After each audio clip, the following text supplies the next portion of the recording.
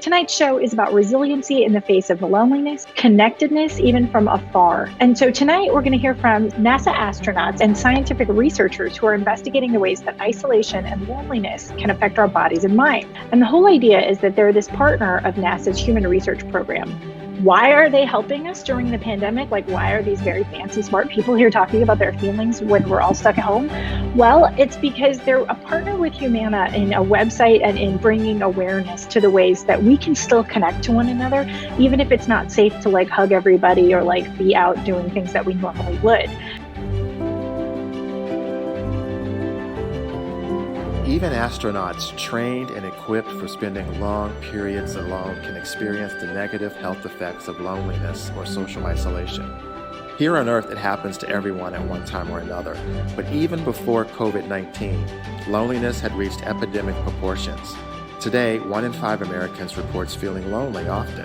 The reality is 1 in 3 for seniors. To me, the astronaut job was always about more than the adventure. I don't think any of us strap on to 7 million pounds of exploding rocket fuel beneath us because it's just going to be fun. We believe in the greater good of the work we do in space. We know it's helping us explore farther off our planet, but more importantly, that all the work we do in space is about improving life on Earth. And I wanted to be a part of that.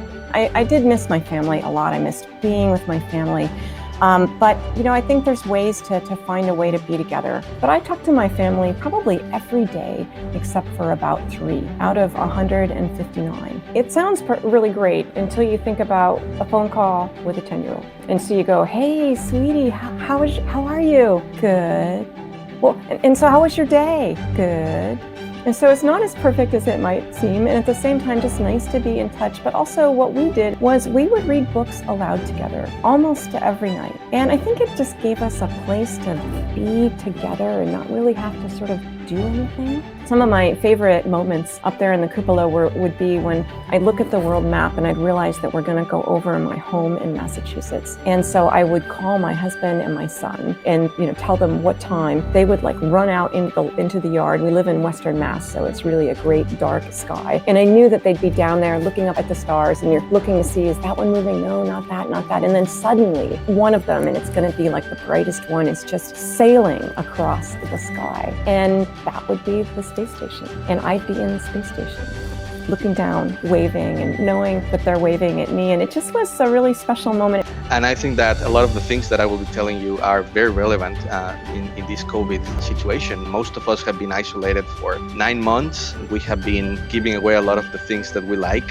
going out, spending time with family and friends. Essentially, you can find your own mission, and people who were able to focus on something, whether it be raising a puppy, whether it is educating your kids in the home, working on your marriage, baking, rearranging your closets, whatever it is, it doesn't have to be a highly complicated mission, but you're focused on that.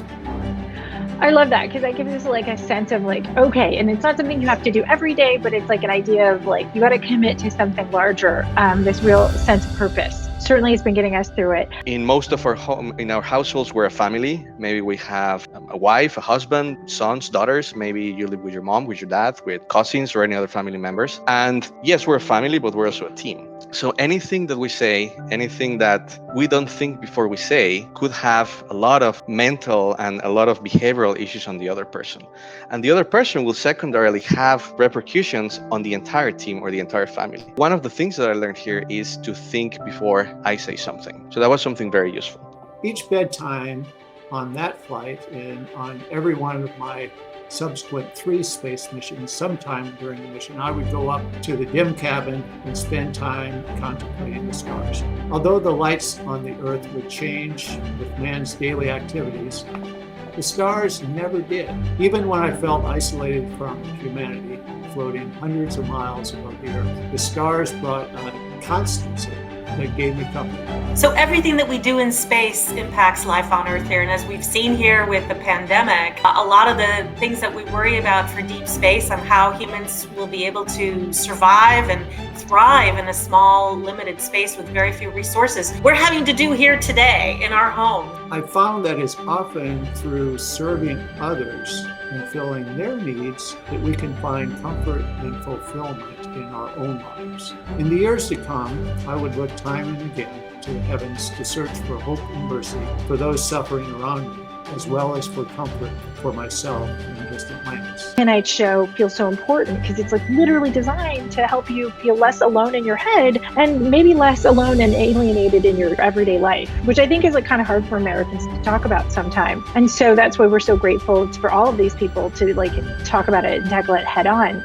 We get a really small bag allotted for personal items. And at the top of my list was my 7-year-old son's little stuffed toy dog named Sport. I also brought my favorite book, West with the Night by Beryl Markham, photographs and little trinkets for my family and friends, and a watercolor paint kit. And all of these items were special to me. And I selected them to help me stay connected to home and what I love. But I think more importantly, for those people at home to feel connected to me and my mission in space. And I think you'll hear tonight that connection is a word that comes to mind a lot when we think about our time in space. While I was on the ISS, the farthest I've ever been from home, looking down on Earth, I felt more connected to everyone and everything below me than I had with my feet planted on the ground. And the big idea is that like whether your situation feels totally temporary, like you were fine before pandemic and like this is just a little weird, or if it's something more persistent, like maybe you're prone to loneliness, which like I am and some of the people I love are, thoughtful support can really make a difference. And sometimes it's just like best practices and tips like the ones we're hearing about on today's show, like be gentle when you give feedback to the people you love.